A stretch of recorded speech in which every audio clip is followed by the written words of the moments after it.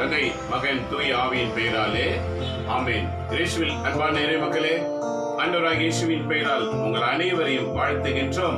இன்று நாம் அனைவருக்கும் இறைவன் வழங்கும் ஆசீர்வாதமான செய்தி கேட்கும்படி இந்த தின திருப்பலி தியானத்திலே பங்கு கொள்ள வந்திருக்கின்றோம். ஆகவே 1 மணி நேரம் ஒவ்வொரு காலையும் ஒரு சிறப்பு தியானம் உங்களுக்காய் காத்திருக்கின்றன. நீங்க அனைவருமே காலமே 7:30 8:30 மணி வரைக்கும் நடைபெறும் இந்த தியானத்திலே பங்கு கொண்டு இந்த நாள் முழுவதும் இறை மக்களாக வாழ சமர்ப்பணிப்போம். செபிப்போமாக. என் அன்பு தந்தை இறைவா, இந்த காலவேளைக்காக உமக்கு நன்றி செலுத்துகிறோம். தகப்பனே, அதிகாலமே என்னை தேடுகிறவர் கண்டடைவார் என்று சொன்னீரே.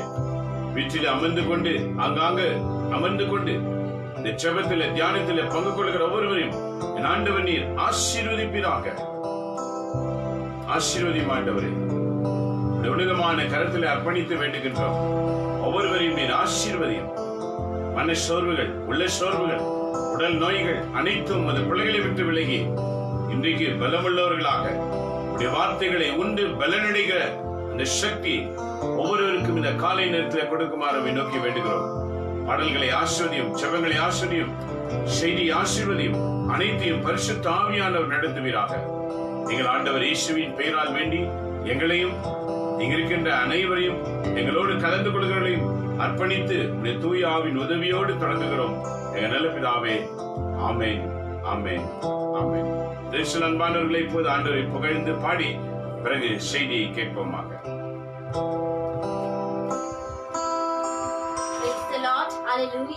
இந்த காலவேளையில் நாம் யாவரும் உன்னதமானவர் மத்தியில் நாம் இருக்கிறோம். ஆகையால் யாவரும் கைகளை தட்டி தேவகுமாரா, தேவகுமாரா என்ன கொஞ்சம் நினைச்சிடுங்க அப்பா.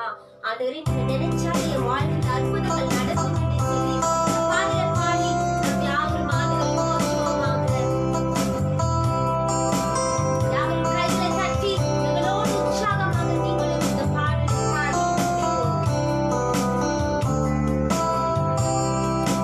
தேவகுமாரா, தேவகுமாரா என்ன நினைச்சிடுங்க. தேவகுமாரா, தேவகுமாரா கொஞ்சம் நினைச்சிடுங்க.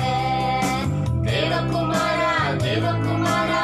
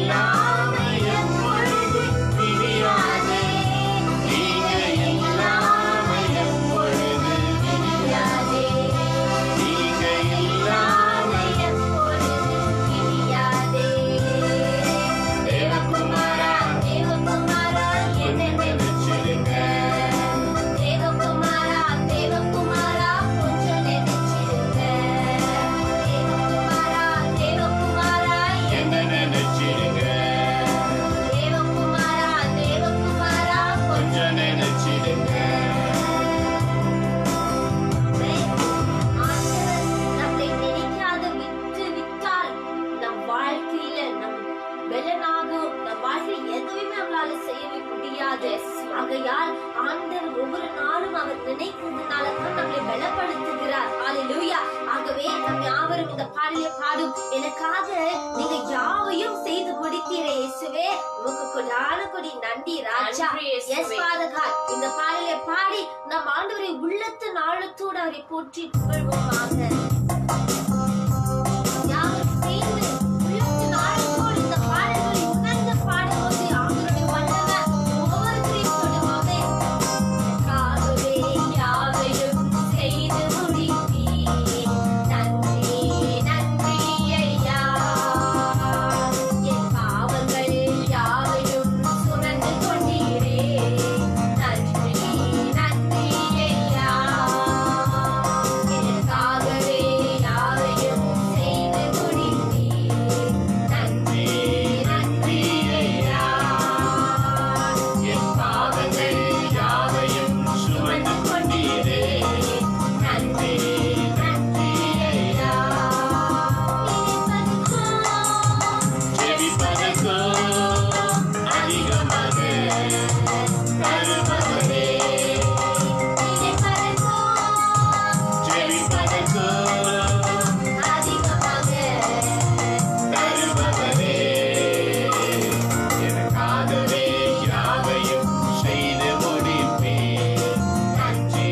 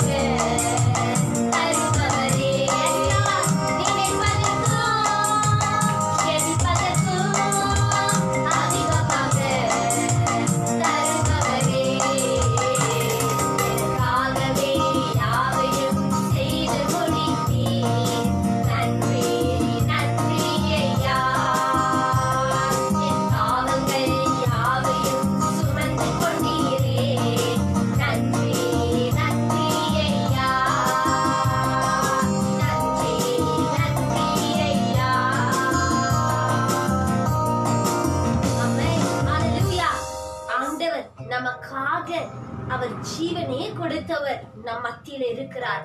உனக்காகவும் எனக்காகவும் ஆண்டவர் அவர் ஜீவனை கொடுத்து இருக்கிறார்.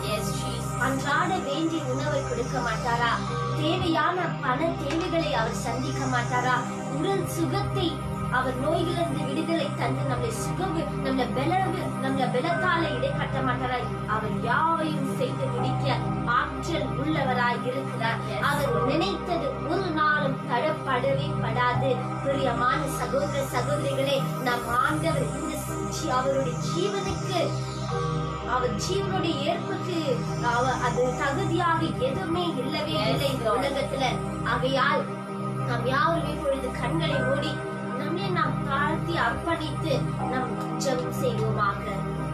Hallelujah, hallelujah. Thank you, Lord Jesus. நன்றி தகப்பனே, சப்பா இந்த உன்னதமான நேரத்துல தகப்பனே எங்களை ஒவ்வொருத்தரும் பாதத்துல ஒப்பு கொடுக்கிறோம் சப்பா. எங்களை ஒவ்வொருத்தரும் நீங்க நிரப்புவீராக தகப்பனே. உடைய அபிஷேகத்தால எங்களை நிரப்புங்க சப்பா. உடைய ரசத்தால எங்களை கழுவி எடுத்து தகப்பனே. உடைய ஆனந்த தைலத்தால எங்களை நிரப்பும் தகப்பனே. சப்பாவுடைய அக்கினி ஜுவாலத்தால எங்களை மூழ்கிருப்பவரே. சப்பா இந்த நேரத்துல சப்பா எங்களை ஒவ்வொருத்தரும் பேர் பேராக நீங்க தொடுவீராக. முதல் நான் ஒவ்வொரு நாளும் ஒவ்வொரு தினமும் தகப்பனே ஒவ்வொரு நேரம் நிமிஷம் எங்களை பாதுகாக்க வச்சு ஆசீர்வாதத்துக்காக கோடி நன்றி. இந்த நேரத்துல தகப்பனே விசேஷமாக சப்பா யாரெல்லாம் தொலைக்காட்சி பார்த்து கொண்டிருக்கிறாங்களோ நிறைவாக நீங்க ஆசீர்வதிப்பீராக. ரெண்டு கரம் அவங்க மேல அந்த கொட்டைக்குள்ளே நுழைந்து கொண்டு எந்த எதிரி ஒவ்வொருத்தரையும் தகப்பனே ஒவ்வொருத்தரும் நீங்க ரத்த கொட்டைக்குள்ளே வச்சு தகப்பனே யார் முன்னாடி வெட்கப்பட்டு போகாதபடி நீங்க நிக்கவையும். எந்த கஷ்டம் இருந்தாலும் எந்த பண பிரச்சனை இருந்தாலும் தகப்பனே எந்த நோயில இருந்து பிரச்சனை இருந்தாலும் எந்த மன வேதனை இருந்தாலும் தகப்பனே எந்த ப்ராப்ளம் இருந்தாலும் நீங்க காக்கிறது தகப்பனே. Lord Jesus, you are the problem solver, Lord Jesus. You solve all the problems and take out all the pains, remove all the sufferings and obstacles, Lord Jesus. Whatever the bondages are there in the life, Lord, remove, Lord Jesus. Remove it. All the darkness, Lord Jesus. வேலை இல்லையேன்னு சொல்லிட்டு ஏந்தி கொண்டிருக்கிறாங்க. பணத்துக்கு பிரச்சனையே இருந்து எவ்வளவு பேர் ஏந்து கொண்டிருக்கிறாங்க. உணவு கூட இல்லாமல் நிறைய பேர் கொண்டிருக்கிறாங்க.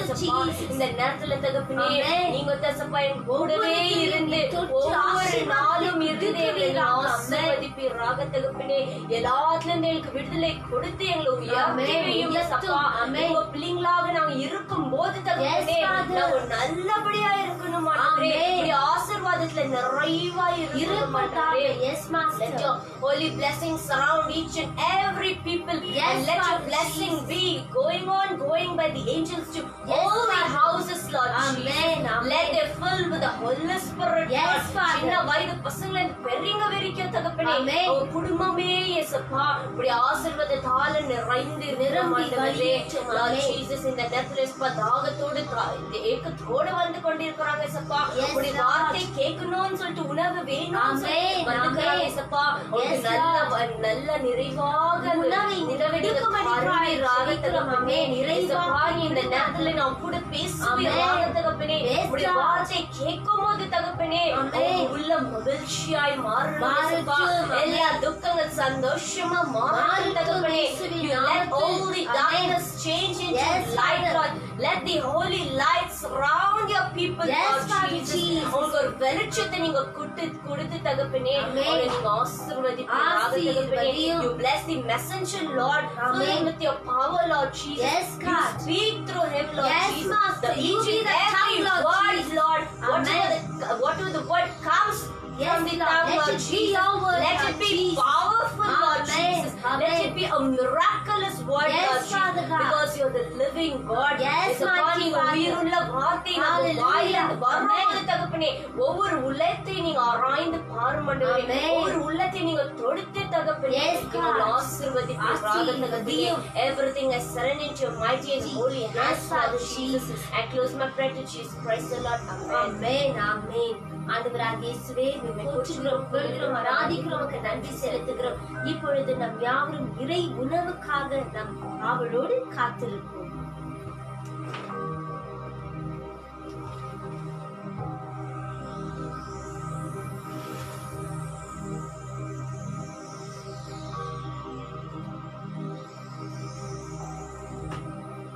Praise the Lord.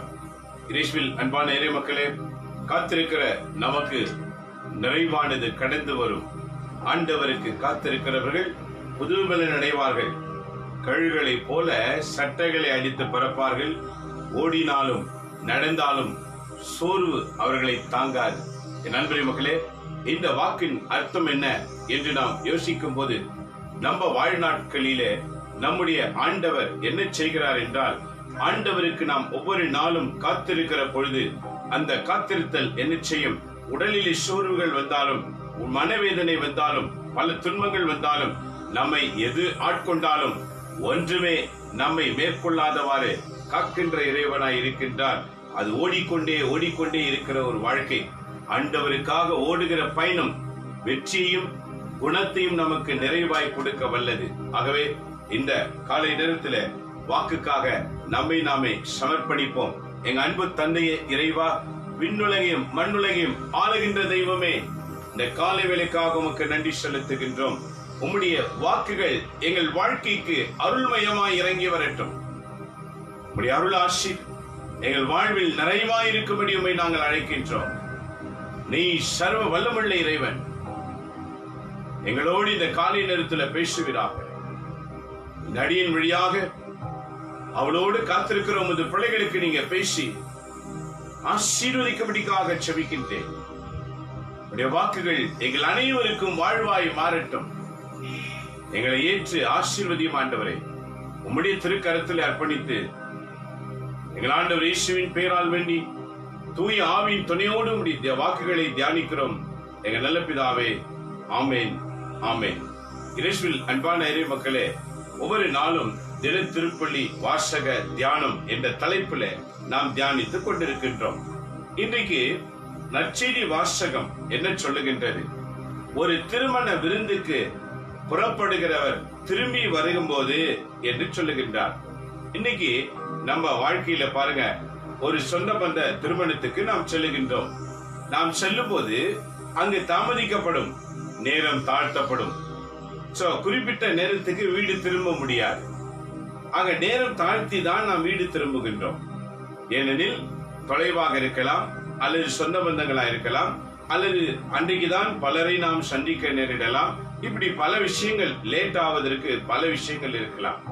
ஆக இன்றைக்கு இதை வைத்து ஒரு உவமையை ஆண்டவர் இயேசு சொல்லுகின்றார்.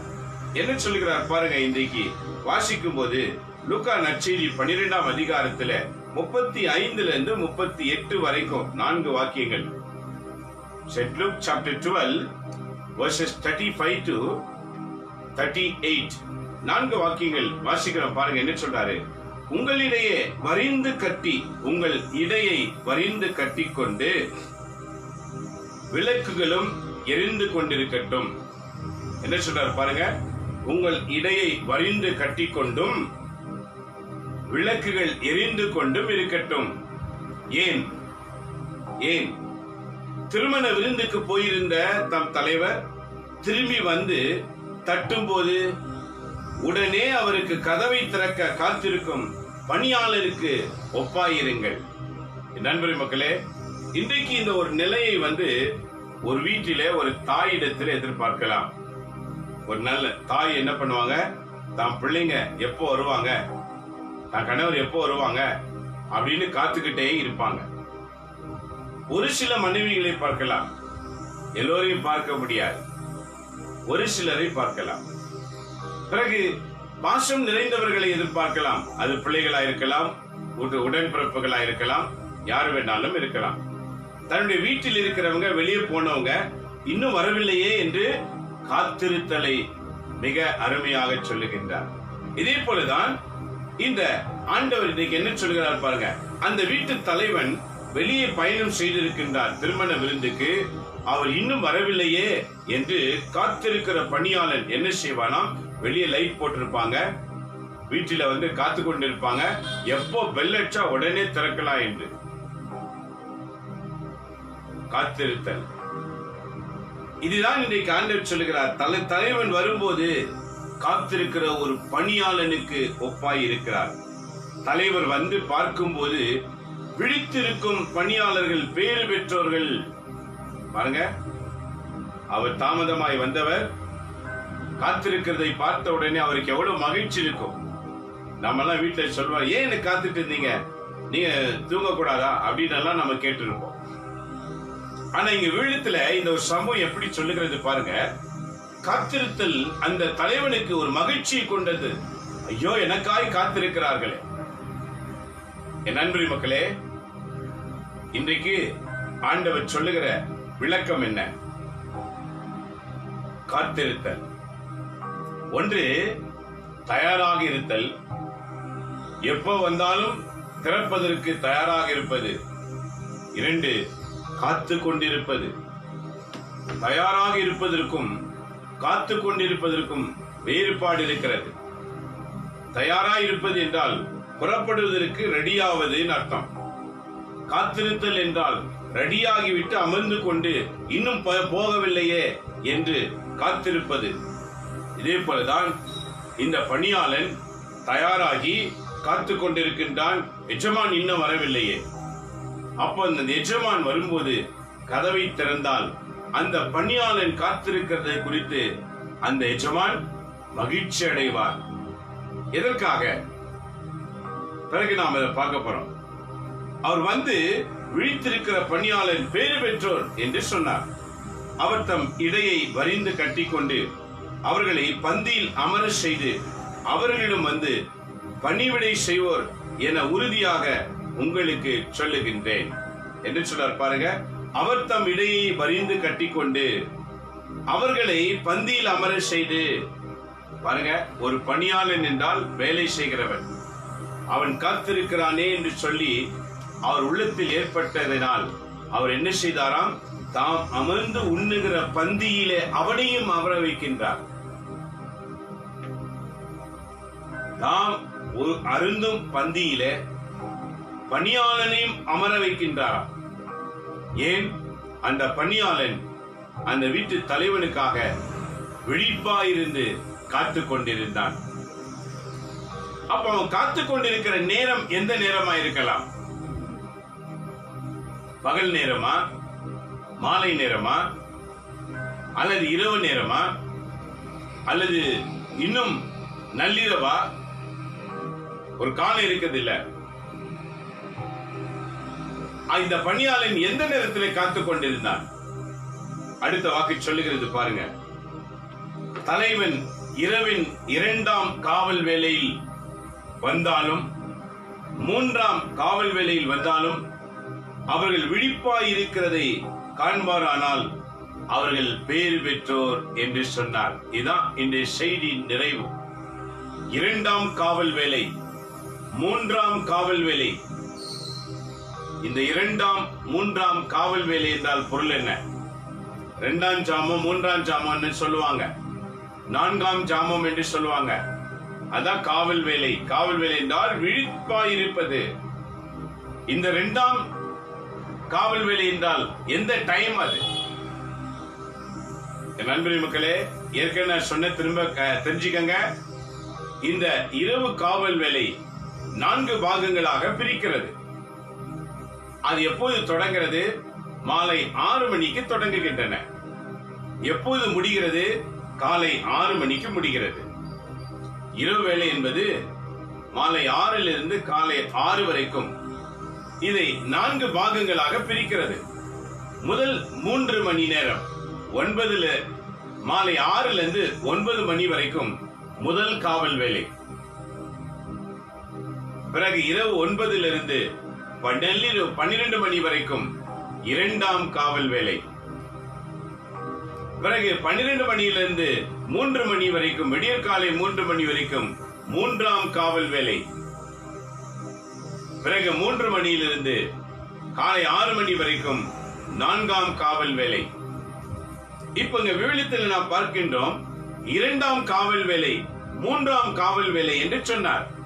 இந்த 2ஆம் காவல் வேலை, 3ஆம் காவல் என்றால் எப்போது ஆரம்பிக்கின்றது என்று பார்க்கும்போது இரவு 9 மணியிலிருந்து விடியற்காலை 3 மணி வரைக்கும் 2ஆம் 3ஆம் காவல் வேலை நேரம். நல்லா கவனம் பாருங்க. விருந்துக்கு போனவங்க 9 மணிக்கு மேல 12 மணி 12:30 மணிக்கு தான் உள்ள நுழைவாங்க. 12 மணி ஆகிவிட்டாலே அது 3ஆம் காவல் வேலை என்று சொல்லப்படும். அப்ப வீட்டில் இருக்கிறவங்க என்ன பண்ணுவாங்க? தூங்கிட்டு இருப்பாங்க. வெள்ளடிச்சாதான் வந்து திறந்து கேள்வி கேட்க ஆரம்பிப்பாங்க. ஆனா இன்றைக்கு இந்த ஒரு சம்பவத்தை ஓமையாக ஆண்டவர் சொல்லுகின்றார். என்ன சொல்லுகின்றார்? பணியாளன் என்கிறவன் யார்? கிறிஸ்துவை ஏற்றுக்கொண்ட ஒவ்வொருவரையும் குறிக்கின்றது. தலைவன் யார்? அது கிறிஸ்துவை குறிக்கின்றது.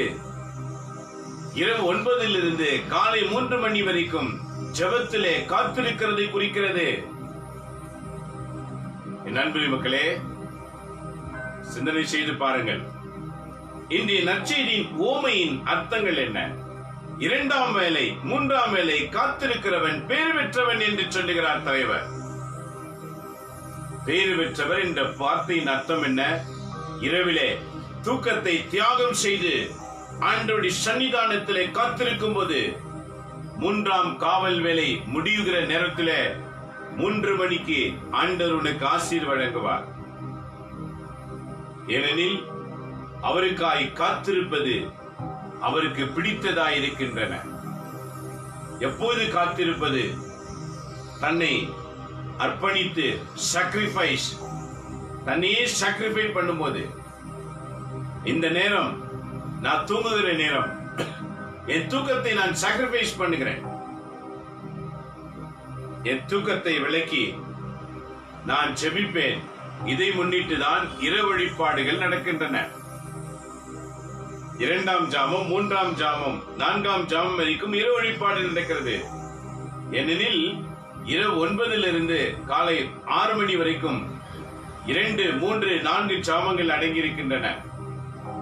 அந்த காவல் வேளையிலே விழித்திருப்பது கடவுளுக்கு பிடித்ததாயிருக்கின்றன. நண்பரே மக்களே, மாதத்துக்கு ஒரு முறையாவது இரவு வழிபாட்டிலே நாம் கலந்து கொள்ள வேண்டும். அல்லது நாம் தனிமையிலாவது நாம் காத்திருக்க வேண்டும். இன்றைக்கு ஆண்டவர் என்ன சொல்லுகிறார் பாருங்க. எனக்காய் காத்திருக்கிறவர்களை நான் வந்து அவர்கள் காத்திருக்கிறதை கண்டு எனது பந்தியிலே அவர்களையும் அமர வைப்பேன். ஆண்டவர் அமர்ந்து உண்ணுகிற பந்தியிலே நம்மையும் சேர்த்துக் கொள்வாராம். நாம் யார்? ஒரு சாதாரண பணியாளர்கள், ஒரு சாதாரண வேலைக்காரர்கள். பணியாளர் என்றால் வேலைக்காரர்கள். நாம் ஒரு சாதாரண வேலைக்காரனாக எஜமான் வருகிறார் என்ற நோக்கத்துடன் எதிர்நோக்கி கொண்டிருக்கும் போது அந்த எஜமான் வந்து அவருடைய பந்தியிலே அமர வைக்கிற அந்த பாக்கியத்தை கொடுக்கின்றாராம். நண்பரே மக்களே, ஒரு வீட்டில ஒரு டைனிங் டேபிள் இருந்தா அந்த வீட்டுல வேலைக்காரங்க உட்கார்ந்து சாப்பிட முடியுமா? காவல் காக்கிறவங்க உட்கார்ந்து சாப்பிட முடியுமா? ஆனால் ஆண்டவர் சொல்லுகிறார் பாருங்க, என் வீட்டு டைனிங் டேபிள்ல நான் அமரும் போது என் வீட்டை காக்கிறவிடம் அமர்த்த வைத்து நான் உண்ண வைப்பேன். எனக்கு சமமாக அமர வைக்கிறேன். நண்பரே மக்களே, இதுதான் கிறிஸ்து நமக்கு கற்றுக் கொடுக்கின்ற பாடம். சமமாய் வாழ்வது, சமமாய் நினைப்பது, சமமாய் எல்லாரையும் அரவணைத்து செல்வது, எல்லோருக்கும் எல்லோருமாய் இருப்பது.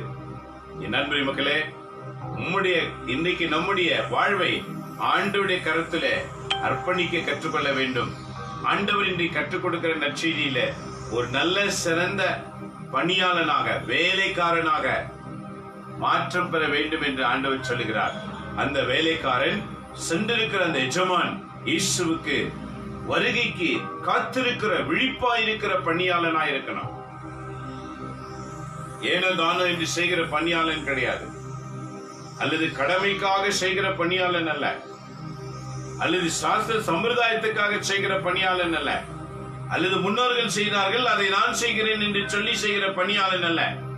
இவர்கள் எல்லாம் ஆண்டவர் ஏற்றுக்கொள்ள மாட்டார்.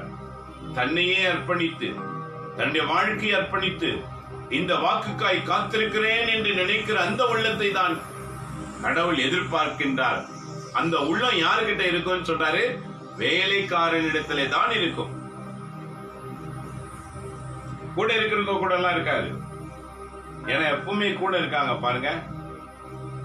ஆனா வேலைக்காரன், பணியாளன் தன் எஜமானுக்காக காத்திருப்பான். நண்பரே மக்களே, உனக்கும் எனக்கும் எஜமான் ஒருவர் இருக்கின்றார். அந்த எஜமான் யார்? அவர்தான் உன்னையும் என்னையும் சிலுவையிலே தன் உயிரை கொடுத்து மீட்டுக் கொண்ட எஜமான். தன்னை உயிர் கொடுத்த அந்த எஜமானுக்கு நீங்க செய்கின்ற சேவை என்னவா இருக்கிறது? நாம் மீட்படைய வேண்டும் என்று தன் உயிரையே தியாகம் செய்த எஜமான், நம்மை எவரிடத்திலும் சிக்கிக் கொள்ளக்கூடாது என்று காத்த எஜமான், எந்த தீமைக்கும் அடிமையாக கூடாது என்று நினைத்து நம்மை வளர்க்கிற எஜமான், நாம் மறந்து போனோம். மறந்ததினால் சண்டைகளும் குழப்பங்களும் பிரச்சனைகளும் வாழ்க்கையில அதிகரிக்கிறதே தவிர குறைந்ததாக தெரியவில்லை. ஏனெனில் உன்னை அழைத்த எஜமானாகிய கிறிஸ்துவுக்கு காத்திருக்கவில்லை. எஜமான் மேல் பயம் இல்லை. நான் இப்படி வாழ்கிறேன், இப்படி பேசுகிறேன், இப்படி செய்கிறேன், இது தவறு என்று உணர்கிற ஒரு உணர்வற்ற கிறிஸ்தவ வாழ்க்கை. கிறிஸ்துவை நேசிக்கிறவர்கள் இப்படிதான் வாழ வேண்டும் என்று ஆண்டவர் நமக்கு கற்றுக் கொடுக்கின்றார். உலகத்தில் யார் வேணாலும் கிறிஸ்துவ பெயரை வைத்துக் கொண்டு வாழலாம். ஆனால் ஆண்டவரோ அவருக்கு பணி செய்கிற பணியாளனை மட்டும்தான் நினைவு கூறுவார். அதுவும் சிறந்த பணியாளன், காத்திருக்கிற பணியாளன், உறங்குகிற நேரத்தில் விழிப்பாயிருந்து காக்கிறவன். இன்னைக்கு மனிதர்களுக்கு உறக்கம் மிக அவசியம், தூக்கம் மிக அவசியம். அதனால தான் பாருங்க, காலைல 9-10 மணி ஆனா கூட ஏஞ்சிக்க மாட்டாங்க, நல்லா தூங்கிட்டே இருப்பாங்க. இன்னும் காலை 3 மணி ஆச்சுன்னு வச்சுக்க, நல்லா இழுத்து போட்டு நல்லா தூங்கணும். ஏன் தெரியுமா? அந்த நேரத்துல உனக்கு நல்லா தூக்கம் வருது, அது ஆசீர்வாதம் வருகிற நேரம். எவர் விழிப்பாயிருந்து செபிக்கின்றார்களோ அவர்களுக்கு ஆசீர்வாதம் கொடுக்கிற நேரம் அது. அத பிசாசு அறிந்து என்ன செய்கிறான்? இன்னும் நல்லா தூங்குன்னு, இன்னும் கொஞ்சம் பெட்ஷீட்டை இழுத்து போட்டு நல்லா தூங்கு, உனக்கு வர வேண்டிய ஆசீர்வாதம் வரக்கூடாது என்று சொல்லி உன்னுடைய விடியற்காலை ஜெபத்தை தடை செய்து வைத்திருக்கிறான் பிசாசு. ஆனால் நாம் என்ன நினைக்கிறோம்? உடல் சோர்வாகிவிட்டது, மன சோர்வா இருக்கிறது, ரொம்ப டயர்டா இருக்கிறது, இன்னும் கொஞ்சம் நம்ம தூங்கி பரவாயில்ல ஏற்றுக்கலாம். இதெல்லாம் கடவுளுக்கு தெரியும், நிச்சயமா கடவுளுக்கு தெரியும். ஆனால் உனக்கு வர வேண்டிய ஆசீர்வாதத்தை இழந்து கொண்டிருக்கிறாய் என்று உனக்கு தெரியவில்லையே. சோர்வுக்கும் சோகத்துக்கும் அடிமையாகிற வாழ்க்கை அல்ல கிறிஸ்தவ வாழ்க்கை. ஒவ்வொரு கிறிஸ்தவர்களும் சோல்ஜரை போல நாட்டையும் வீட்டையும் காக்க வேண்டியவர்கள். சோல்ஜர் எப்படி பார்டர் செக்யூரிட்டி என்று நின்று கொண்டு காக்கிறானோ அதுக்கும் மேல சமமானவர். எதிராளிகள் தாக்க இயலாதவாறு வீரியத்தோடு காத்திருக்கிற பணியாளன் தான் ஆண்டவருக்கு தேவை. சோர்ந்து போனவங்களும் பயனற்றவங்களும் நோயுள்ளவர்களும் எதுக்குமே பயன்படாதவங்களும் கிறிஸ்துவ பேரை வச்சுக்கிட்டு சும்மா காலத்தை ஓட்டுறவங்களெல்லாம் பணியாளன் என்று ஆண்டவர் அழைப்பது கிடையாது. சட்டத்துக்கும் சம்பிரதாயத்திற்கும் வாழ்கிறவர்கள் எல்லாம் கிறிஸ்தவர்களாய் இருக்க முடியாது. கிறிஸ்தவர்கள் கிறிஸ்துவின் போதனைப்படி வாழ அழைக்கப்பட்டவர்கள். இதை எவர் செய்கிறாரோ அவரை தான் ஆண்டவர் சொல்கிறார், என் பந்தியிலே நான் அமர வைப்பேன். அவர் திரும்பி வரும் என்ற வார்த்தையின் அர்த்தம் என்ன? அவருடைய வருகையை குறித்து சொல்லுகின்றார். பந்தி என்ற வார்த்தையின் அர்த்தம் என்ன? காத்திருக்கிறவன் அந்த பந்தியில இருப்பான், ஆண்டவருடைய பந்தியில இருப்பான். ஆண்டவர் முதல் பந்தியை உண்டாக்கும் போது சொன்னார், என் நினைவாக செய்யுங்கள், மீண்டும் நான் வருகிற வரைக்கும் செய்யுங்கள் என்று சொன்னார். அதுதான் இன்றைக்கு திருவிருந்து என்று சொல்லி ஒவ்வொரு ஆராதனையிலும் ஒவ்வொரு திருப்பலியிலும் ஆண்டவரின் திருவுடலையும் இரத்தத்தையும் உண்ணுகிற பாக்கியம் நமக்கு இருக்கிறது. இது பூமியில் நடக்கக்கூடவை. ஒரு நாள் வரும், கிறிஸ்துவின் பந்தியிலே அமருகிற ஒரு நேரம், அதை கிறிஸ்துவே கொடுக்கிறவராக இருப்பார். அந்த பந்தியிலே அமர்தான் இன்றைக்கு ஆண்டவர் சொல்லுகிறார், 2ஆம் ஜாமம் 3ஆம் இரவேளை 2ஆம் இரவேளை காவலோடு காவலாளியாக காத்திரு. நம்முடைய எஜமான் வருவார். என் நண்பரே மக்களே, உன்னுடைய உள்ளம் விழிப்பாய் இருக்கிறதா? இறைவாக்கை எடுத்துரைக்கிறதுல விழிப்பாய் இருக்கிறதா? புரிந்து கொள்கிறதில் விழிப்பாய் இருக்கிறதா? இறைவாக்குக்கு ஏற்றவாறு வாழ வேண்டும் என்று நினைக்கிறதுல விழிப்பாய் இருக்கிறதா? ஏதோ காது கேட்கிறது சத்தம் போல 1-2 உள்ள போகிறது. அதன் பிறகு அது அப்படியே மறைந்து போய்விடும். பழைய சுபாவம், பழைய குணங்கள் உள்ளத்திலே வளர்ந்து கொண்டுதான் இருக்கிறதே தவிர மாற்றங்கள் இல்லாத ஒரு கிறிஸ்தவ வாழ்க்கை, செயலற்ற விசுவாசம் செத்ததா இருக்கும் என்று ஆண்டவர் சொன்னார். ஒரு செத்து போன வாழ்க்கை. ஆகையால் தான் ஒரு சின்ன பிரச்சனை வந்த உடனே ஒரு மனசு என்ன சொல்லுது? செத்துப்போ அப்படின்னு சொல்லுது. செத்து போனவங்க வார்த்தையில வருகிற வாயெல்லாம் செத்து போன்னு தான் வரும். செத்தவங்க வாயில செத்து போன்னு வராத, வாழ்வீங்க நான் சொல்லுவாங்க. எவருக்குள் கிறிஸ்துவின் வாக்கு இல்லையோ அத்தனை பேர் செத்தவங்களை போல இருப்பாங்க. எவருக்குள் கிறிஸ்துவின் வாக்கு என்ற இந்த விவிலிய வாக்கை படிக்க படிக்க உயிர் பெற்றவர்களாய் எழுவார்கள். அவர்கள் செத்தவர்கள் கிடையாது. ஏனெனில் கடவுளின் வாக்கு எவருக்குள் வளர்ச்சி அடைகிறதோ அது பெருகிக் கொண்டே இருக்கிறதோ அவங்க சாக மாட்டார்கள், வாழ்வடைவார்கள். ஏனெனில் கடவுள் ஆதாம் ஏவாளை உண்டாக்கின போது நீ செத்து போயிடுவே என்று சொல்லி உண்டாக்கவில்லை. பழுகி பெருகி பூமியை நிரப்புங்கள் என்று சொன்னார். அவங்க பழுகி பெருகி பூமியை நிரப்புறதுக்கு முன்னாடியாகவே கடவுளின் வாக்கை மீறினார்கள். அவர் சொன்னதுபடி செய்யாமல் அவங்க ஆசைப்படுகிறதை செய்ய தீர்மானித்தார்கள். இன்றைக்கு நம்முடைய நிலையம் இப்படிதான் இருக்கின்றன. நாம் ஆசைப்படுகிறதை செய்கிறோம், நாம விரும்புகிறதை செய்கின்றோம். இங்கு கடவுளுடைய வாக்கு இடம் பெறுகிறதா? என்னுடைய ஆசை வாக்குக்கு ஏற்றவாறு இருக்கிறதா? என்னுடைய ஆசை வாக்கை நிறைவேற்றுகிறதா என்று யோசிப்பது கிடையாது. இப்படி யோசிக்காம வாழ்கிற நாம எப்படி நல்ல கிறிஸ்தவங்களாக இந்த பூமியிலே சான்று பகர முடியும்? நல்ல கிறிஸ்தவர்கள் விழிப்பாயிருந்து காத்து கொண்டிருப்பார்கள் எஜமான் வருகைக்காக. எஜமா வரேன்னு சொல்லி இருக்கிறாரு, நான் காத்துக்கிட்டு இருக்கேன்.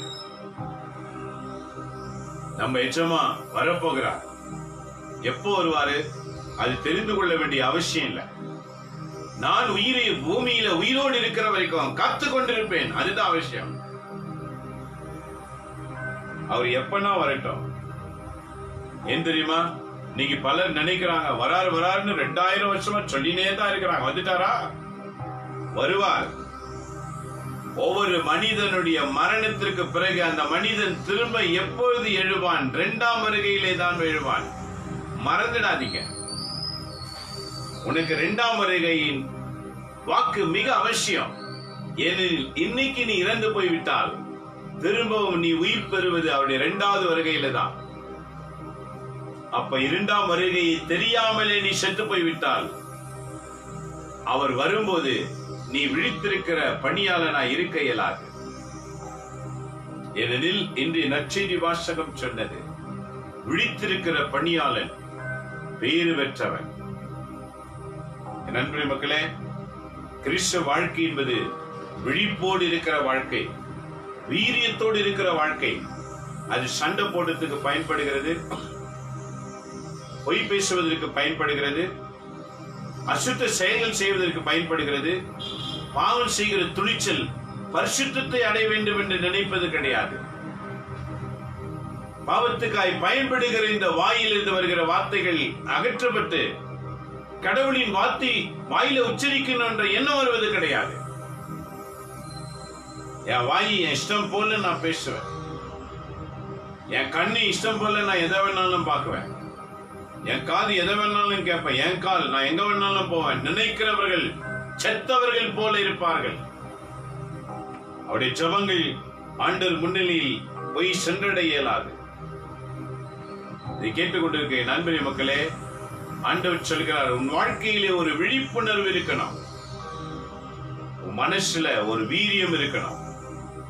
எனக்காக மரித்த இயேசு மீண்டும் மறைக்க போகிறார். அவர் நான் உயிரோடு பூமியில் இருக்கிற வரைக்கும் அவர் வாக்குறுதியை நிறைவேற்றுவேன். அவர் எப்போது வருவார் என்ற கேள்வியை நிறுத்திவிட்டு அவர் வரும் வரை நான் காத்திருப்பேன் என்று சொல்லி ஒவ்வொரு நாளும் கழித்து பாருங்க. இரவிலே உறங்கும் போது காலை நீ எழுந்து கொள்வாயா இல்லையா என்று உனக்கு தெரியாது. அந்த நேரத்தில் நீ இறந்து போனால் உன் ஆன்மா எங்கு செல்லும்? ஆக நீ வாழும் போதே ஆண்டவருக்கு காத்திருந்தால் உன் ஆன்மா இரவிலே உன்னை விட்டு விலகினாலும் அது விண்ணகத்தை நோக்கி பயணம் செய்யும். உன் வாழ்நாளெல்லாம் நீ குடிக்கும், சண்டைக்கும், கட்டப்பேச்சுக்கும், அசுத்தத்திற்கும், பொறாமைக்கும் அடிமையாகி வாழ்ந்துவிட்டு நீ இறந்து போனால் பசாச ஆன்மாவை பாதாளத்துக்கு நேரா கூட்டிட்டு போயிடும். இதான் செல்வந்தனும் லாசரும் வாழ்க்கை நடந்தது. செல்வந்தன் இறந்தான், அந்த ஆத்மா பாதாளத்துக்கு போய்விட்டது. லாசர் இறந்தான், விண்ணில் இருந்து வானதூதர்கள் வந்து அந்த ஆத்மாவை வரவேற்று கொண்டு சென்றார்கள். பொருள் என்ன? அந்தஸ்து முக்கியமல்ல, ஆஸ்தி முக்கியமல்ல, பெயர் முக்கியமல்ல, பதவி முக்கியமல்ல. ஆண்டவருக்காய் காத்திருக்கிற வாழ்க்கை மட்டும்தான் முக்கியம். இதான் இன்றைய நற்செய்தி வாசகத்தின் செயல்பாடு. ஆக இந்த நற்செய்தி வாசகம் என்ன உரைக்கிறது? விழிப்பாயிரு, சிறந்த பணியாளனாயிரு, நல்ல கிறிஸ்தவனாயிரு, நன்மை செய்வதிலும் நல்லென்று சொல்லுகிறதிலும் கருத்தாயிரு. இதுதான் ஒரு சிறந்த பணியாளனுக்கு இருக்க வேண்டிய சாதாரண குணங்கள். ஒரு சாதாரண குணம் நல்லது நினைப்பது, நல்லது செய்வது, நல்லது சொல்லுவது. இதான் வாழ்க்கை, கிறிஸ்தவ வாழ்க்கை. நல்லது நினைக்க வேண்டும், நல்லது சொல்ல வேண்டும், நல்லது செய்ய வேண்டும். இது எவருக்குள் இருக்கிறதோ அவங்க அத்தனை பேரும் கிறிஸ்துவின் பந்தியில அமர்ந்திருப்பாங்க. அந்த பந்தியில அமருகிறவங்க அந்நிய இனத்தாரா கூட இருக்கலாம்.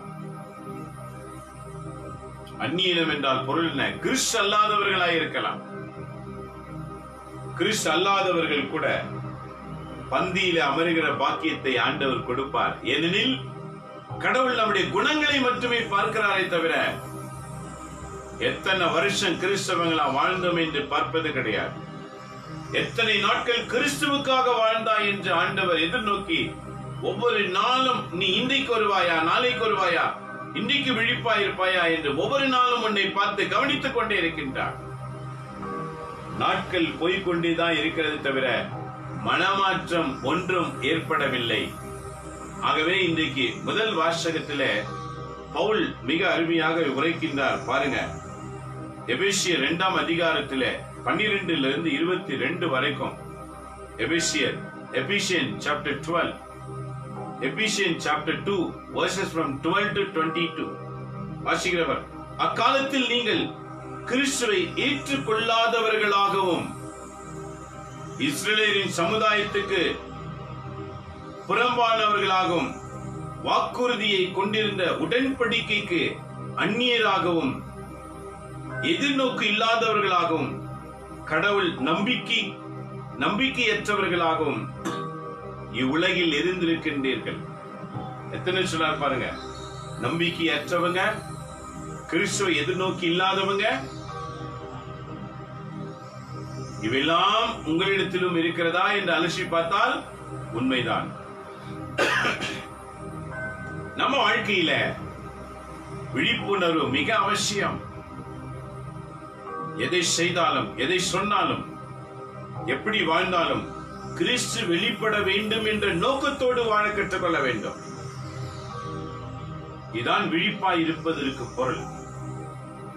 ஆக இங்க பவுல் சொல்றார் பாருங்க, நீங்க கிறிஸ்துவை எதிர்நோக்கி கொள்ளாதவர்கள், ஆண்டவரை எப்போதும் எதிர்பார்க்காதவங்க.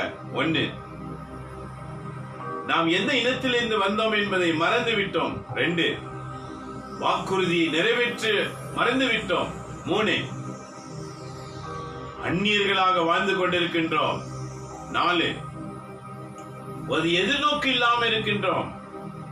5, கடவுளிலே நம்பிக்கையற்றவர்களாக வாழ்கின்றோம். 6, இத்தனை வாழ்க்கையும் கொண்டவர்கள் தான் இன்றைக்கு பூமியிலே கிறிஸ்தவர்கள். பேர் மட்டும்தான். ஆனா நீ ஜெபம் பண்ணா எந்த ஒரு அசைவம் நடப்பது கிடையாது. ஏன்? காத்திருத்தல். அழிந்து போகின்ற ஆன்மாக்களுக்காக இரவெல்லாம் காத்திருத்தல். ஆண்டவர் இயேசு பூமியிலே வாழும்போது பகலெல்லாம் பணி செய்தார். இரவெல்லாம் எவரெல்லாம் சந்தித்தாரோ அவர்களுக்காக இரவெல்லாம் வேண்டிக் கொண்டிருந்தார். இன்றைக்கு நாம் என்ன செய்கிறோம்? இரவு வந்துவிட்டதே என்று கவலை இல்லாமல் நாம் விரும்புகிறபடியெல்லாம் வாழ்ந்து கொண்டிருக்கிறோமே. எப்படி கிறிஸ்துவுக்குரியவங்களா நல்ல பணியாளன் என்று சொல்லிக் கொள்ள முடியும்?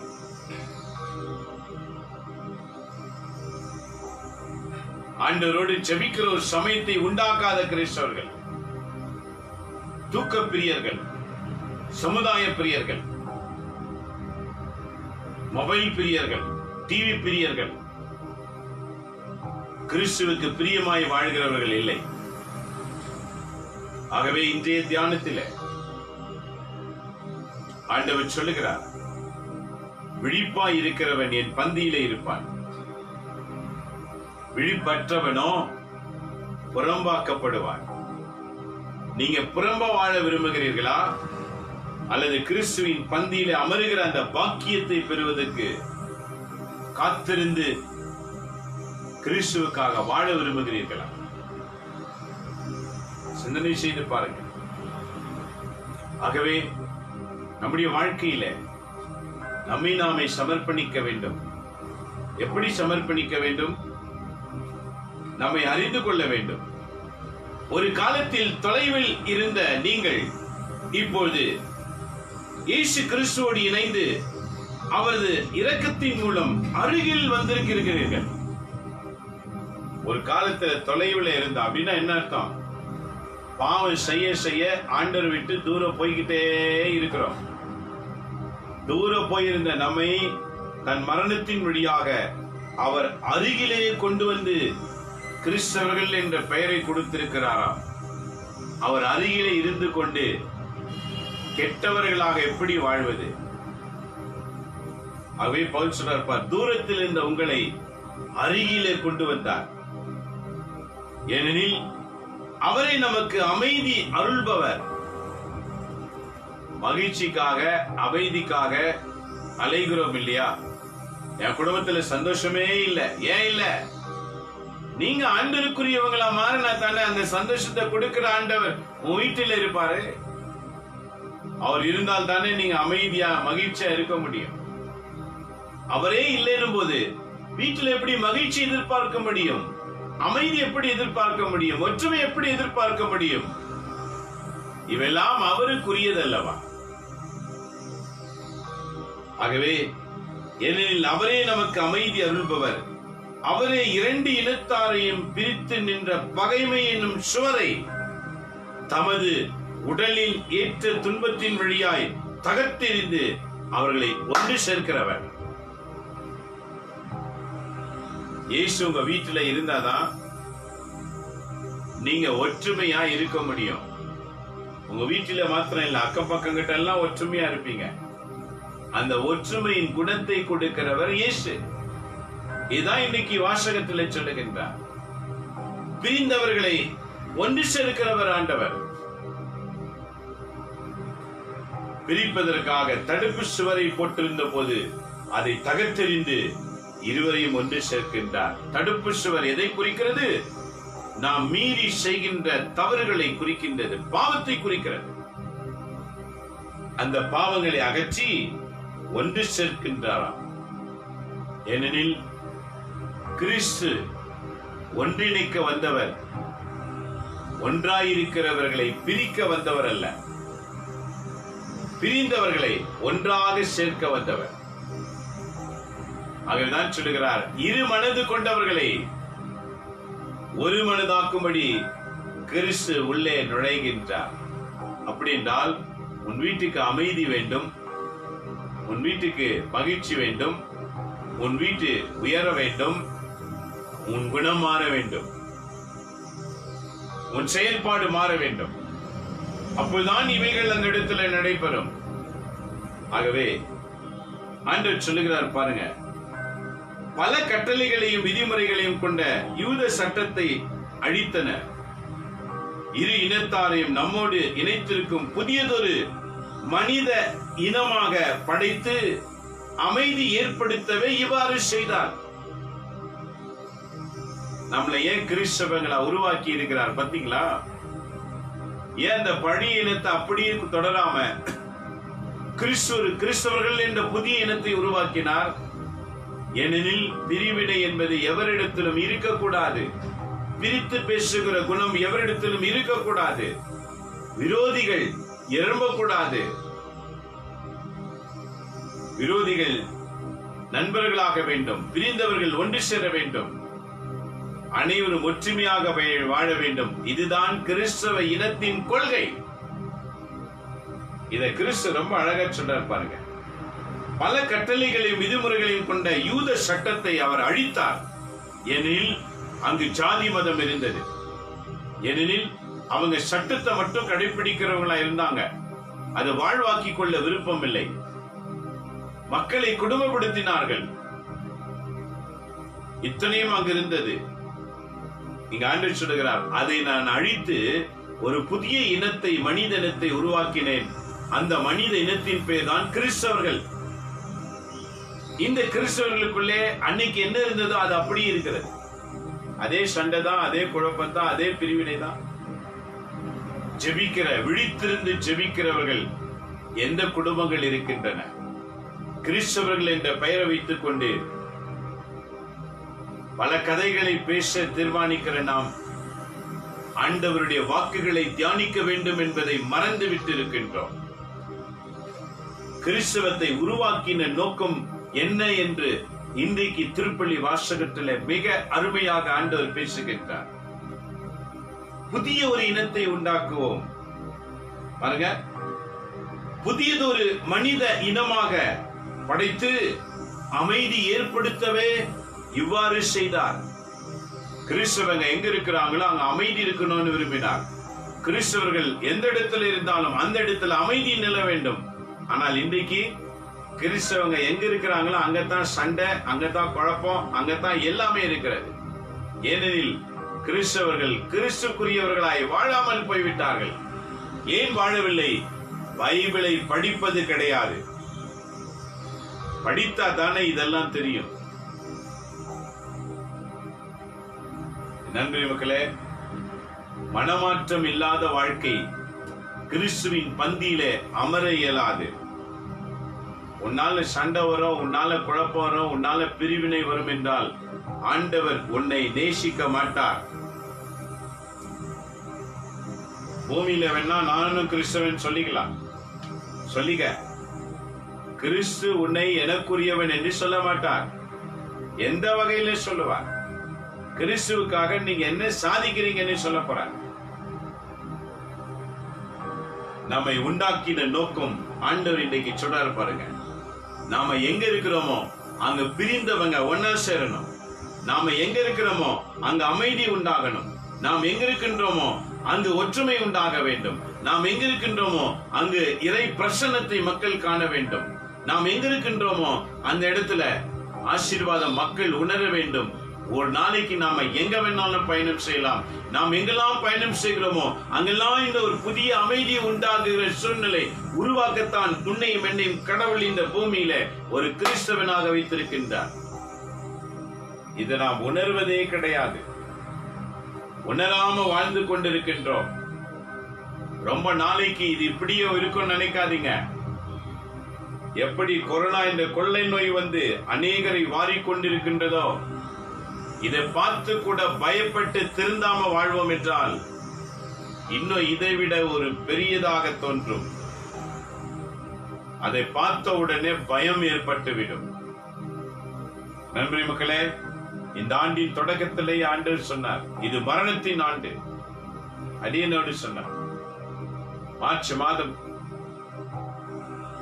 தவக்கால தியானம் கொடுக்கும் போது ஆண்டவரின் வெளிப்பாடு தொடங்கினது. இந்த ஆண்டு மரணத்தின் ஆண்டு, the death year. நீங்க எத்தனை பேர் இருந்து போயிட்டாங்க? எத்தனை பேர் வீட்டுல இழப்பு உண்டா இருக்கிறது? எங்க வீட்டுல இல்லப்பா அப்படின்னு சொல்லிக்காத. அதுக்கும் காலம் ஆண்டவர் குறித்து விடுவார். மனமாற்றம் மிக அவசியம். வாழ்ந்தா நல்ல கிறிஸ்தவனா வாழணும். இல்லைன்றால் கிறிஸ்தவ பெயரை மாற்றிக்கொண்டு எங்கனா போய் சென்று எப்படின்னா வாழ்ந்துங்க. கிறிஸ்தவர்கள் கிறிஸ்துக்குரியவர்களாய் வாழவில்லை என்றால் அந்த கிறிஸ்து அவர்களுக்கு எந்த வகையிலும் உதவி செய்ய மாட்டார். பிறகு வாய் என்ன சொல்லும்? கடவுளா, சபிக்கிற வாயா மாறும் வந்து வாய் சாபத்துக்குரிய வாயா மாறும். அந்த சாபம் உன்னையும் சுத்திக்கும் அப்படியே. ஏனெனில் உன்னை காக்கும்படி உன் கடவுள் அருகில இருக்க மாட்டார். என் அன்பு கிறிஸ்தவ இனமே, எதற்காக படைத்தேன் என்று சொல்லுகிறார் பாருங்க. பழைய இஸ்ராயல் மக்களை அப்படியே நிறுத்திவிட்டு ஏன் ஒரு புதிய இனத்தை, மனித இனத்தை உருவாக்கினாராம்? அமைதி உண்டாக்குவதற்காக, ஒற்றுமை உண்டாக்குவதற்காக, மகிழ்ச்சியை கொடுப்பதற்காக தான் இந்த புதிய கிறிஸ்தவ இனம் உண்டானது. தொடக்கத்தில் அது இருந்தது. ஏனென்றால் தொடக்க 700 வருஷத்துல விவிலியத்தை மட்டுமே பயன்படுத்தினார்கள். 700 ஆண்டுகளுக்கு பிறகு விவிலியம் மறைக்கப்பட்டது. இன்னைக்கு வரைக்கும் உன் கண்ணுக்கு மறைவா தான் இருக்கிறது. ஆகவேதான் கிறிஸ்தவனிடத்துல ஒற்றுமை இல்லை, கிறிஸ்துவனிடத்துல மன்னிப்பு இல்லை, கிறிஸ்துவனிடத்துல அமைதி இல்லை. இன்றைய வாசகம் அது வலியுறுத்துகின்றன. மாற வேண்டும். என்னுடைய அழைப்பு என்ன என்று நான் தெரிந்து கொண்டு வாழ வேண்டும். இதுதான் இன்றைய வாசகத்திலே ஆண்டவர் சொல்லுகிறார். தாமே துன்புற்று பகைமையை அழித்தார். ஆனா பகை இன்னும் இருக்குது தானே. அவர் ஒருவரே துன்புற காரணம் என்ன? பகை ஒழிய வேண்டும். கிறிஸ்தவர்களாகி உங்களிடத்துல பகை இல்லாம இருக்குதா? விரோதம் இல்லாம இருக்குதா? கிறிஸ்து சிலுவையில் அழித்து விட்டேன் என்று சொல்லுகிறார் இன்றைய வாசகத்தில். தாமே துன்புற்று பகையை அழித்தார். சிலுவையின் வழியாக இரு இனத்தவரையும் ஓருடலாக்கி கடவுளோடு ஒப்புரவாக்கும்படி இப்படி செய்தார். நாம் கடவுளோடு ஒன்றிணைந்து வாழும்படி ஆண்டவர் சிலுவையிலே மரித்தேன் என்று சொல்லுகிறார். இன்னைக்காவது இதெல்லாம் யோசிக்கிறீங்களா? நான் ஒரு கிறிஸ்தவன், ஒரு தெளிவான ஜெபம் செய்ய தெரியாத கிறிஸ்தவன், கருத்தோடு ஜெபிக்க தெரியாத கிறிஸ்தவன், சோம்பேறி கிறிஸ்தவன், சுகத்துக்கும் சொத்துக்கும் வாழ்கிற கிறிஸ்தவன். வார்த்தைக்கு வாழ வேண்டும் என்று கடவுள் அழைக்கின்றார். புதிய இனம் உண்டாக்கப்பட்ட நோக்கம், கிறிஸ்தவ இனம் உண்டாக்கப்பட்ட நோக்கம் அமைதியை கொடுக்கவும், பகைகளை விளக்கவும். ஆண்டவர் சொல்கிறார் பாருங்க. இதெல்லாம் கிறிஸ்தவங்க நாம தான் செய்யணும். நமக்குள்ளேயே பகை இருக்குன்னா we are not a Christian. நம்ம கிறிஸ்தவங்களே கிடையாது. பகையை சிலுவையிலே ஒழித்தார். அவர் வந்து தொலைவில் இருந்த உங்களுக்கும் அருகில் இருந்த அவர்களுக்கும் அமைதியை நற்செய்தியாக அறிவித்தார். இன்னைக்கு நற்செய்தி அறிவிக்கப்படுகிறது. நற்செய்தி என்பது எது தெரியுமா? விவிலியம் மட்டும்தான். இது புதிய ஏற்பாட்டிலே மத்தேயு, மார்க்கு, லூக்கா, யோவான் என்று சொல்லுகிறது. இந்த 4 புத்தகத்திற்கு நற்செய்தி புத்தகம் என்று பெயர். ஏன்? கடவுளே பூமிக்கு மனிதனாக தோன்றி நேரடியாக பேசின வாக்குகள். மத்தேயு, மார்க்கு, லூக்கா, யோவான் 4 புத்தகங்களும் நற்செய்தி என்று பெயர் பெற்று விட்டது. ஏன்? கடவுள் நேரடியாக பேசினது. மீதி புத்தகம் எல்லாம் மனிதர்கள் வழியாய் பேசினது. இந்த 4 புத்தகம் மட்டும் கடவுள் நேர்முகமாக வந்து பேசினார். அதான் இன்னைக்கு வாசகத்துல மிக அருமையாய் சொல்லுகிறார் பாருங்க. அவர் வந்து தொலைவில் இருந்த உங்களுக்கும் அருகில் இருந்த அவருக்கும் அமைதியை நற்செய்தியாக அறிவித்தார். ஆனா இன்னைக்கு தொலைவுல தானே இருக்கிறோம். ஏன் தெரியுமா? நற்செய்தி என்ற இறைவாக்கை விட்டுவிட்டு அவங்க இப்படி சொன்னாங்க, இவங்க எப்படி சொன்னாங்க என்று மனிதர்களுடைய வாக்கை விளக்கம் பண்ணுகிற ஞானம், கடவுளின் வாக்கை விளக்கம் பண்ணுவதிலே மறந்து போய்விட்டது. இன்னைக்கு உலகமே முன்னோர் மனிதர்கள் இதை சொன்னாங்க, முன்னோர் மனிதர்கள் இதை சொன்னாங்க.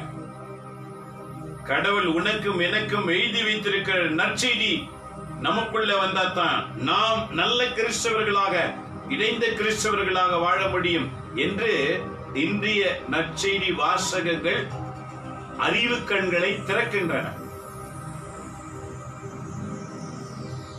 கிறிஸ்தவர்கள் அவங்க சொன்னாங்க இவங்க சொன்னாங்க போதிப்பதற்காக அழைக்கப்பட்டவங்க கிடையாது. கிறிஸ்து என்ன சொன்னாரோ அதை மட்டுமே சொல்ல அழைக்கப்பட்டவர்கள். ஆகவேதான் நற்செய்தி அறிவிக்கப்பட்டது. அவர் வழியாகவே இரு இனத்தவரும் ஒரே தூய ஆவியின் மூலம் தந்தைக்கு அணுகும் பேறு பெற்றிருந்தார்கள். பிதாவாகி இறைவனிடத்தில் வேண்டுவதற்கு தூய ஆவி நீ பெற்றிருந்தால்தான் அந்த வேண்டுதல் பிதாவாகி இறைவனிடத்தில் போய் சேர முடியும் என்று சொல்லுகின்றார். தூய ஆவி அனுபவமே இல்லாதவங்க எல்லாம் வேண்டினால் எப்படி போய் சேரும்? முடியாது. தூய ஆவியின் அனுபவம் எது? பகையை மறக்கும், சண்டையை விட்டு விலகும், அசுத்த வார்த்தையில் வாயிலிருந்து வராது. ஜெபிக்கும் போது தூய ஆவியானவர் செயல்பாடு அதிகரிக்கும். இவங்க தான் கிறிஸ்துவ தெரிந்து கொள்ளப்பட்ட இனம். மறைமுகமாகவும் வெளிப்படையாகவும் பல தவறுகளை செய்துவிட்டு கிறிஸ்து முன்னால வந்து நின்ற உடனே அந்த ஜெபம் கேட்கப்படுமா? தந்தையின் காதிலே விட வேண்டும் என்றால் தூய ஆவி மட்டும்தான் அதை கொண்டு போய் சேர்க்க முடியும். வேறு எவரும் சேர்க்க இயலாது. பூமியில் இருக்கிற நான் கூட உயிரோடு இருக்கிற வரைக்கும் தான் நான் வேண்டினால் உனக்கு வாங்கி தர முடியும். நான் இறந்த பிறகு என்னிடத்துல வேண்டால் உனக்கு ஒண்ணு கிடைக்காது.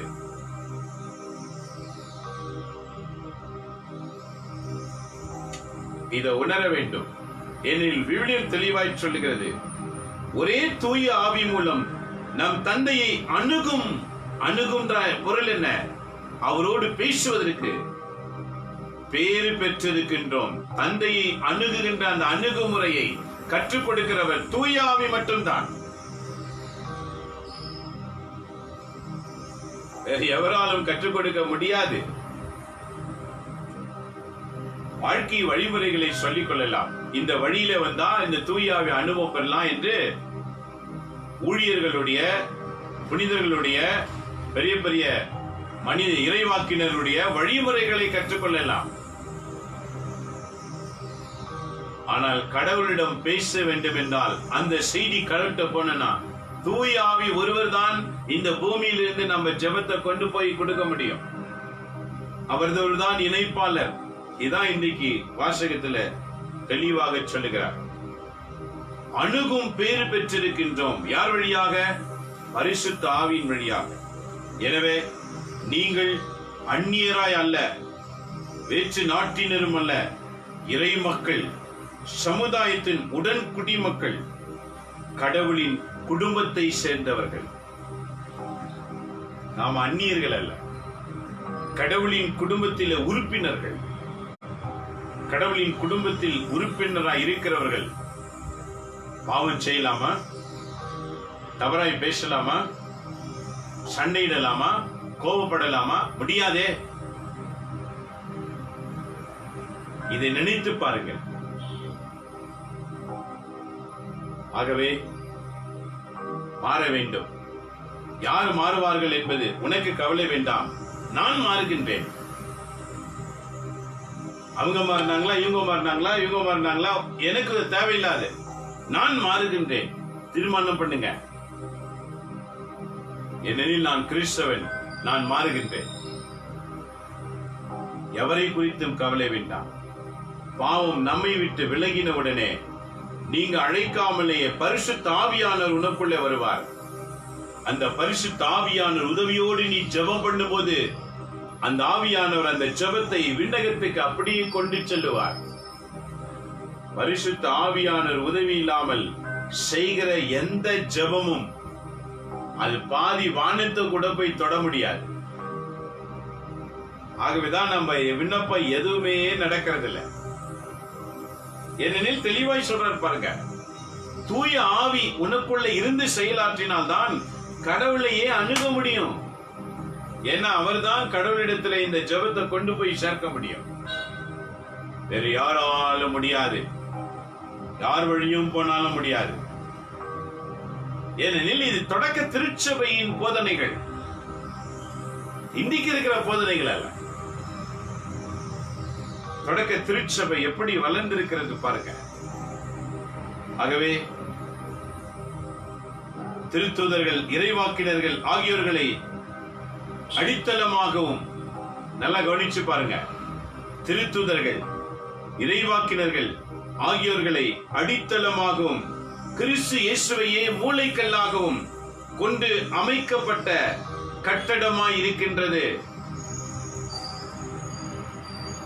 இன்னைக்கு ஆலயத்தை கட்டி இருக்கிறோம் இல்லையா, அங்கு யார் யார் இருக்க வேண்டும்? திருத்தூதர்கள் என்றால் யார்? கடவுளுக்காக பணி செய்கிற பணியாளர்கள். இறைவாக்கினர்கள் என்றால் யார்? இறைவாக்கை மட்டுமே போதிக்கின்றவர்கள். அந்த இடத்துல கிறிஸ்து மூளைக்கல்லாக இருக்கின்றார். அந்த கட்டடத்தை எழுப்பதா உன்னை என்னை ஆண்டவர் அழைத்திருக்கிறார்.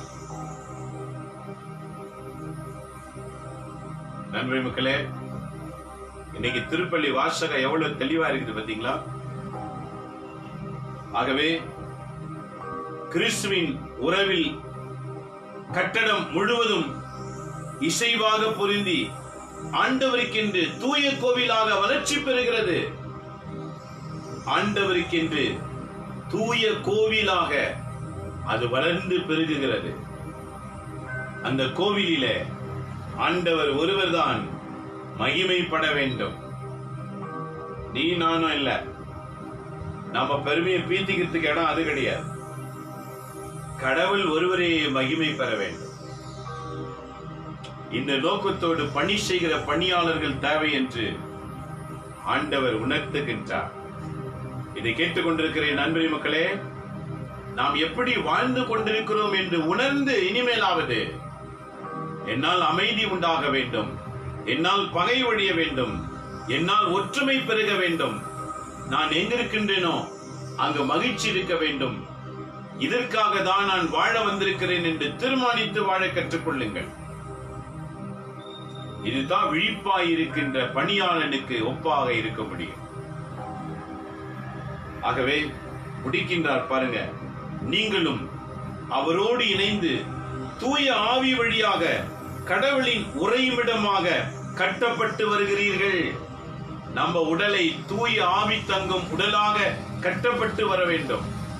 அப்பதான் நாம ஜெபிக்கிற ஜெபத்தை அந்த தூய ஆவி கொண்டு போய் நிறைவேற்றுவார். யாருடைய உதவியும் தேவையில்லை. பாவத்தை விட்டீங்கன்னா தூயாவி தானே வருவார். தூயாவி வந்து விட்டால் ஒரு ஜெபம் தானே கடவுள்கிட்ட போய் சேரும். இதுதான் கிறிஸ்தவர்களின் வாழ்க்கை. இன்றைய தின திருப்பள்ளி தியான வாசகத்தில ஆண்டவர் எவ்வளவு அழகா சொல்றார் பாருங்க.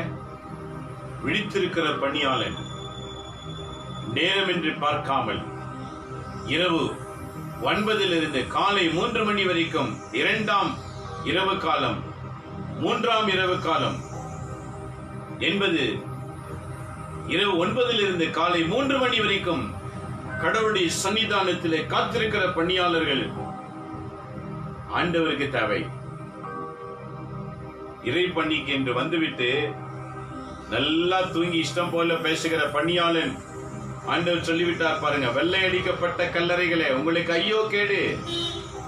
அறிவு களஞ்சியங்களை உங்க கையில வைத்துக் கொண்டு நீங்களும் செய்யாம செய்றவங்களையும் விடாம தடை செய்து கொண்டிருக்கிறீர்கள், உங்களுக்கு ஐயோ கேடு என்று ஆண்டவர் விவிலியத்துல எழுதி வைத்தார். இது யாருக்கு? ஒவ்வொரு பணியாளன், ஒவ்வொரு கிறிஸ்தவன் சிறந்த பணியாளனாய் மாறாத இருக்கிற ஒவ்வொருவருக்காகவும். நண்பரே மக்களே, இன்னைக்கு ஆண்டவர் அருமையாக சொல்லிட்டாரு. புதிய இனம் ஏன் புதிய கிறிஸ்தவ இனத்தை உருவாக்கினார்? சாஸ்திரத்தை செய்வதற்கு, சம்பிரதாயத்தை செய்வதற்கு, பராமரித்தை செய்வதற்காக இல்ல.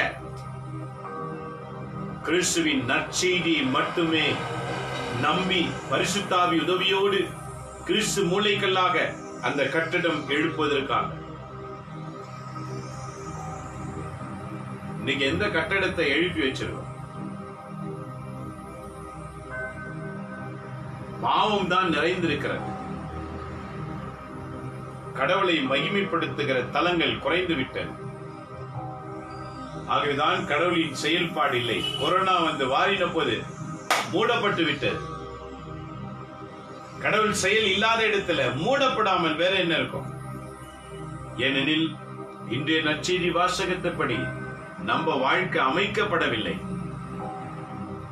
இன்றைக்கு நம்மை நாமே அறிந்து கொள்வோம், தெரிந்து கொள்வோம். என்னை ஏன் உண்டாக்கினார்? என்னை ஏன் கிறிஸ்தவனாக பூமியில் அனுப்பி இருக்கிறார்? நான் ஏன் இத்தனை ஆண்டு காலம் கிறிஸ்தவனாய் வாழ்கிறேன்? என் மேல கடவுள் என்ன திட்டம் வச்சிருக்காரு? புரிஞ்சுக்கங்க. தெரிந்து கொண்டோம். இனிமேல் இப்படிதான் வாழ வேண்டும். நான் இருக்கிற இடத்துல அமைதி இருக்கணும். நான் இருக்கிற இடத்துல ஒற்றுமை இருக்கணும். நான் இருக்கிற இடத்துல பகை இருக்கக்கூடாது. இதற்குதான் கிறிஸ்தவ இனத்தை கடவுள் உருவாக்கினார். நான் இருக்கிற இடத்துல திருட்டு இருக்கக்கூடாது. நான் இருக்கிற இடத்துல பொய் இருக்கக்கூடாது. நான் இருக்கிற இடத்துல கோபம் இருக்கக்கூடாது. நான் என்றால் கிறிஸ்தவர்கள் இருக்கும் இடத்தில் இவெல்லாம் இருக்கக்கூடாது. அவைகளை தகர்க்க தான் கிறிஸ்தவம் என்ற புதிய இனத்தை கடவுள் உண்டாக்கி வைத்திருக்கிறார். இந்த புதிய கிறிஸ்தவ குடும்பத்தில் பிறந்திருக்கின்ற என் அன்பு கிறிஸ்தவர்களே, இன்றைய வாசகத்தை திரும்ப படிங்க. திருந்துவோம். நாம் அனைவரும், நீயும் நானும் திருந்துவோம். கிறிஸ்துவுக்காக வாழ்வோம். கிறிஸ்து நம் வழியாக மகிமை அடைவராக. ஜெபிப்போம். கண்களை மூடி, நீங்க இருக்கிற இடத்திலேயே கண்ண மூடி ஆண்டவர்கிட்ட இதுவரை நீங்க செய்ததை நினைத்து கண்ணீர் விட்டு ஜெபிங்க. உன்னை நான் அவமானப்படுத்தியிருக்கிறேன் ஆண்டவரே. ஜெபிங்க. நீங்க சண்டை போடும்போதெல்லாம் ஆண்டவர் அவமானப்படுகிறார்.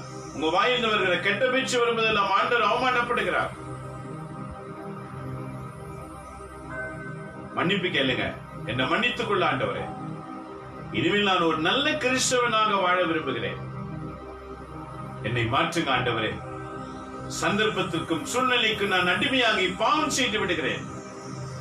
எனக்கு பரிசுத்த ஆவி வேண்டும் ஆண்டவரே என்று கேளுங்க. பரிசுத்த ஆவி ஒருவரால் தான் நம்மை கடவுளுக்கு ஏற்றவாறு வழிநடத்த இயலும். இது இந்த திருப்பலி வாசகத்தின் தியானம். ஜெபிப்போம். எங்களை நேசிக்கிற எங்க அன்பு தகப்பனே, இந்த காலவெளிக்காக உம்மை போற்றுகின்றோம். உடைய வாக்குகள் எங்கள் வாழ்க்கைக்கு எவ்வளவு மேன்மையா இருக்கின்றன. இந்த வாக்குகளை நாங்கள் உணராமல் வாழ்ந்து பாவம் செய்து குற்றீராக்கப்பட்டிருக்கின்றோம்.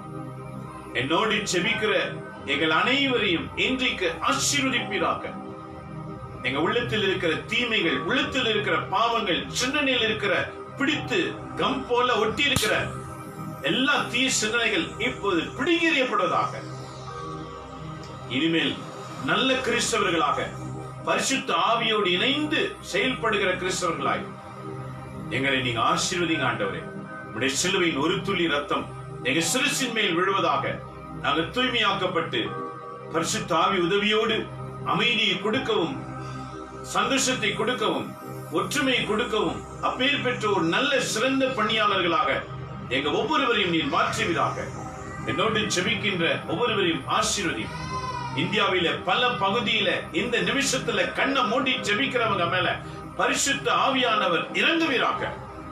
இறங்கும் ஆண்டவரே, இறங்கும் ஆண்டவரே. தன்னை உணர்ந்து நான் இனிமேல் இப்படிதான் வாழ்வேன் என்று நினைக்கிறவங்க மேல பரிசுத்த ஆவியானவர் இறங்குவீராக. விடுதலை தாங்காண்டவரே. உமது பிள்ளைகள் சிக்கி இருக்கிற சிக்கலில் இருந்து விடுதலை தருவீராக. இயேசுவின் நாமத்தினால இப்போது கட்டளையிடுகிறோம். எல்லா சிக்கல்கள் உடைக்கப்படுவதாக. உமது பிள்ளைகளை தூய்மை உள்ள கிறிஸ்தவ இனமாக தயவு செய்து நீர் இன்றைக்கு இப்போது மாற்றும்படிக்காக செபிக்கிறேன். அயல் நாடுகளுக்காய் செபிக்கிற ஆண்டவரே, அயல் நாட்டில் வாழ்கிறவர்களுக்காய் செபிக்கிறேன் ஆண்டவரே. ஆசீர்வதிப்பீராக. எங்க அண்டை நாடுகளை ஆசீர்வதியும் ஆண்டவரே. இத்தாலி ஆசீர்வதியும் ஆண்டவரே. இத்தாலியிலிருந்து கிறிஸ்தவனும் பெருகிற தலைநகரமா இருக்கிறதினால் அந்த தலைநகரத்திலே பரிசுத்த ஆவியானவர் செயலாற்றும்படிக்காக ஜெபிக்கிறோம். அங்கிருக்கிற ஒவ்வொரு கிறிஸ்தவர்களை ஆசீர்வதியும். அங்க இருக்கிற எங்க போப்பாண்டவரை ஆசீர்வதியும். அங்க இருக்கின்ற கர்டினால்ஸ் ஆசீர்வதியும். அங்க இருக்கின்ற பிஷப்மார்கள், குருக்கள் ஆசீர்வதியும். அங்க இருக்கிற தேவாலயங்கள் உம்முடைய நாமத்தை மகிமைப்படுத்த ஆசீர்வதியும். அங்கிருந்து சிறப்பு செய்திகள் உலகமெங்கிலும் பரவும்படி ஆசீர்வதியும்.